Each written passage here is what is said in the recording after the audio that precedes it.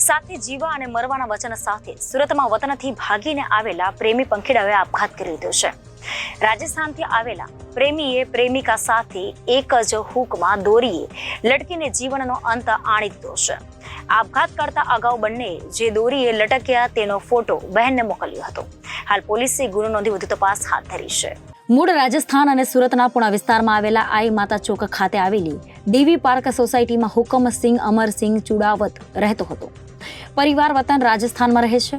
હુકમસિંહના 16 વર્ષ પહેલા લગ્ન થયા હતા અને લગ્ન ગાળામાં 2 સંતાન પણ છે. 2.5 વર્ષ પહેલા સંબંધીની દીકરી એવી અનમોલ સાથે હુકમની આંખ મળી ગઈ હતી. હુકમ અને અનમોલ વચ્ચે છેલ્લા 2 થી 2.5 વર્ષથી પ્રેમ સંબંધ હતો. હુકમ પરિણીત અને 2 સંતાનોનો પિતા છે, જ્યારે અનમોલ અપરિણીત છે. 1 મહિના પહેલા હુકમ અને અનમોલ બંને રાજસ્થાનથી ભાગીને સુરત આવી ગયા હતા. હુકમ રાજસ્થાનમાં મોબાઈલની દુકાન ચલાવતો હતો અને સુરતમાં લોટ દળવાની ઘંટીનો ધંધો શરૂ કરવાનો પ્રયાસ કરી રહ્યો હતો.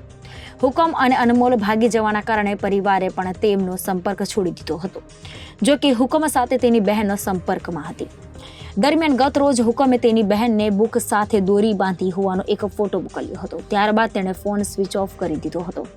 બહેને ફોટા જોયા બાદ ભાઈનો સંપર્ક કરવાનો પ્રયાસ કર્યો હતો. જો કે સંપર્ક થઈ શક્યો ન હતો. પોલીસે કહ્યું કે હુકમ અને અનમોલ 1 મહિના પહેલા જ સુરત ભાગીને આવ્યા હતા. અહીં બંને આવ્યા બાદ પરિવારે સંપર્ક તોડી નાખ્યો હતો. હુકમ અને અનમોલ કૌટુંબિક સંબંધીઓ થાય છે. બંને ભાગ્યા હોવાથી પરિવારમાં પણ નારાજગી હતી.